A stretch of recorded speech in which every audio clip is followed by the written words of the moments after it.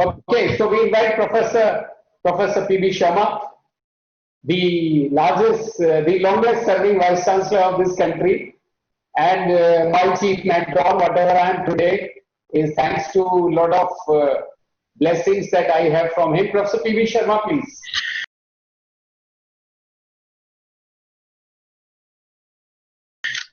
My great privilege and honor to be part of this great panel, which is being witnessed by the Honorable Chairman of AICTE, the Honorable Chairman of NBA, Dr. Agarwal is also here, Dr. Shev Gaonkar, the former Director of IIT Delhi, my dear friend, is also here, Dr. Khandal, of course, whom I admire a lot for his frank and straight views, and a whole lot of people who are connected to this webinar. I wish to first of all thank the organizers, Dr. Khandelwal, for giving us this opportunity to be with you this evening.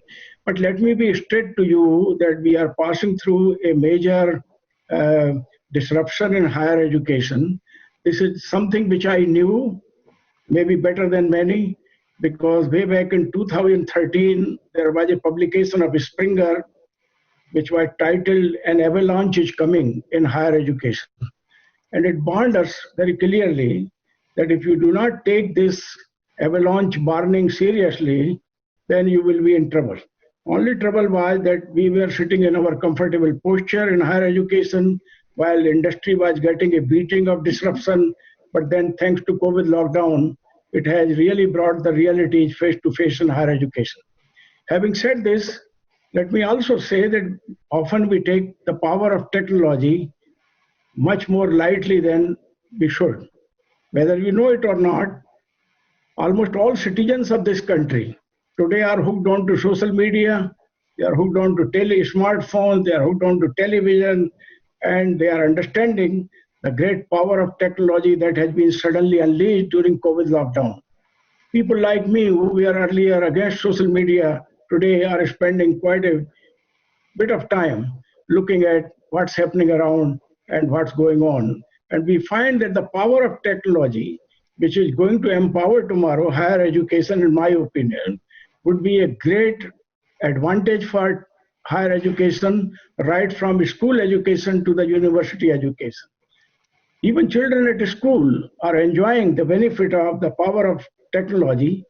Dr. Khandelwal raised a point that we should reimburse part of this money to the institutions without realizing that students have already paid the fees for this academic session. And therefore, it was our responsibility to deliver the entire curriculum of the semester to them. And thanks to technology, we have done it very well, utilizing connectivity, utilizing online teaching learning environment in our universities, and we have been able to complete not only the obligation of our curriculum, but to connect them to the world of industry and world of profession, including through these webinars like this, which have been organized in great number throughout the country, and giving them a much better perception of education and higher education than we would have otherwise done. So it's not a question of mere reimbursement of money. The real question, in my opinion, is that take it seriously. Higher education is not just for jnana, just for knowledge. It's all about capabilities.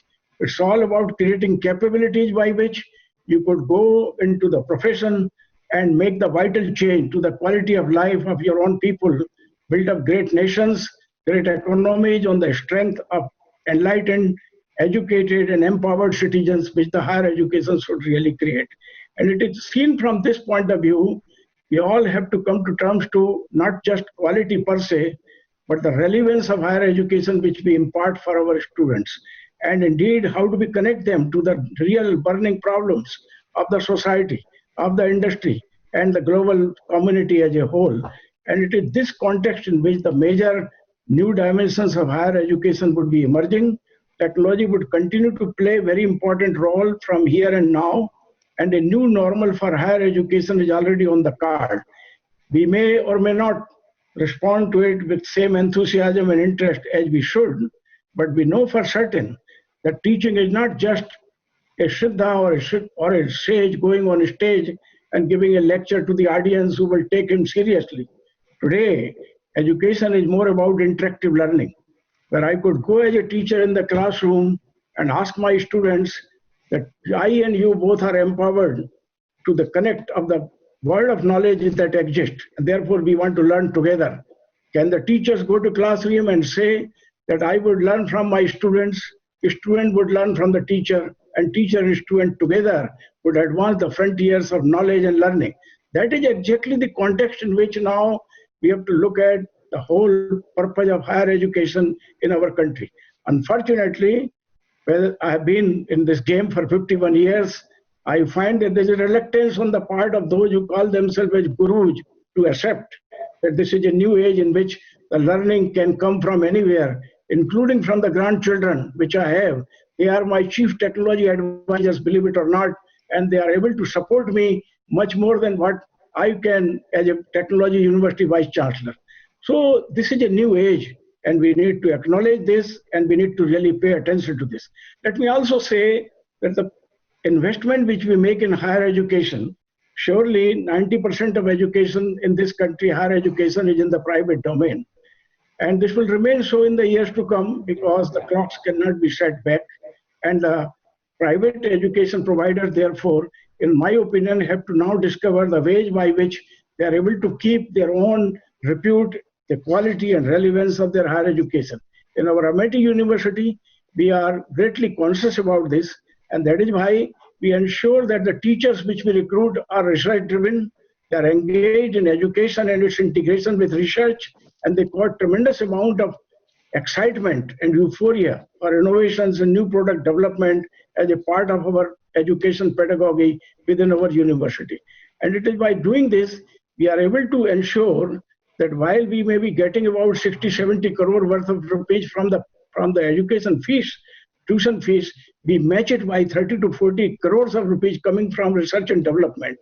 And by doing this, we want to ensure that our teachers are no longer just transferring the knowledge of the books, but seriously engaging along with their students, involving them in advancing the frontiers of knowledge and creating layers of IPR and intellectual property from which we would earn much more tomorrow compared to what we learn from the pockets of the students or their parents.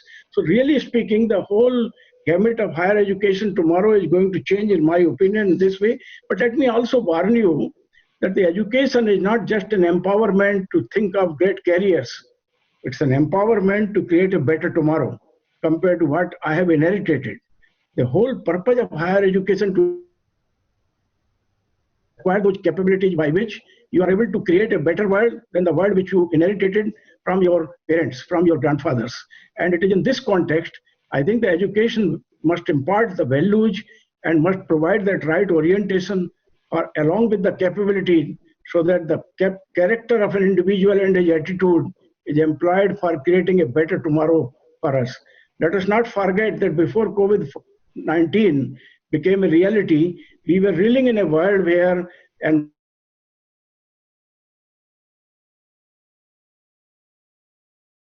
including the national capital Delhi and the surrounding areas like Noida and Greater Noida and Millennium City of Gurgaon.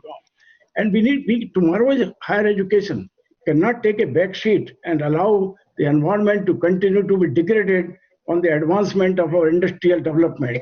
We need to create that kind of capabilities in our own people who will ensure that the growth and development is always associated by protecting the interest of man as well as interest of nature together. If we are not able to do that, I tell you, no amount of our work and our effort would result into happiness for our own people in this country. And already we are sitting on a holocaust when we are labeled among the bottom 10 happiest nations of the world, having 21 out of 30 most polluted cities in the country. So the task ahead, in my opinion, requires a new normal where you change your gears from merely imparting education and creating heaps of unemployability and then running around asking what can be done to a new normal where education, not only for 100% employability and self-employment, but education for creating a better tomorrow within our own country on the strength of capable Indians who would be putting their best foot forward to create the world in which I and you want to live for the remaining years of our life and want to create a world in which our children and grandchildren should live in this country. If this is not done, then I think we will be in real great trouble in the years to come. Let me finish by saying that whether I and you like or not, the younger generation is far more technology savvy than we often tend to appreciate, and therefore tomorrow's university, in my opinion, would be very different than the universities which we have today. Tomorrow's colleges will be very different than you have today.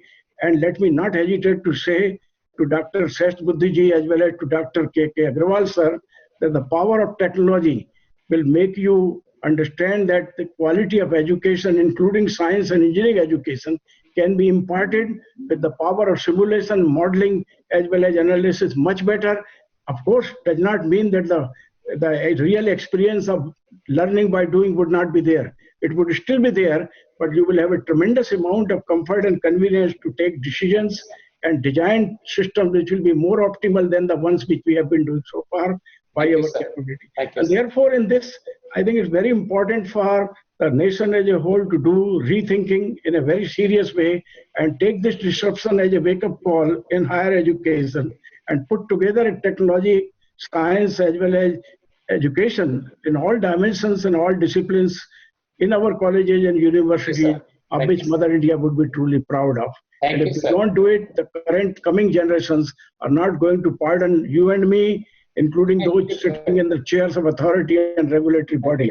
With these words, may I express my profound happiness in being with you in this webinar this afternoon, and I'll come back for any questions if there are any little later. Thank you so much indeed, Dr. Khandelwal, Dr. Khandal, and my dear friends, the learned panelists who are here in this webinar with us this afternoon. Thank you so much indeed. Thank you, sir. Sir, you said very well. I would like to just say one thing. Sir. You touched upon the students' interaction with teachers so that the education is two-way process, not one-way process. You also touched upon the importance of digitization, digital world, the technology. I would just like to say, sir, about this sustainability of technical institutes is a very, very big issue.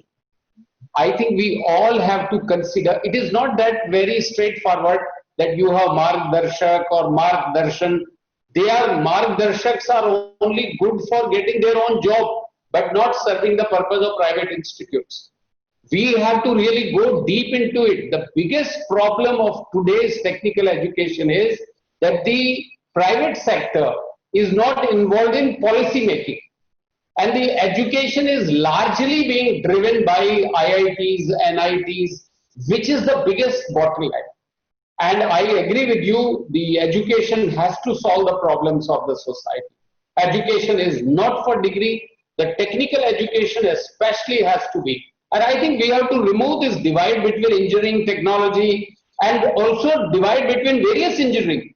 Today the problem is a civil engineer BTech or MTech or PhD is not able to teach all the subjects of civil engineering. You are looking for a specialization there. So I think, thank you very much, sir. You have touched upon all the points.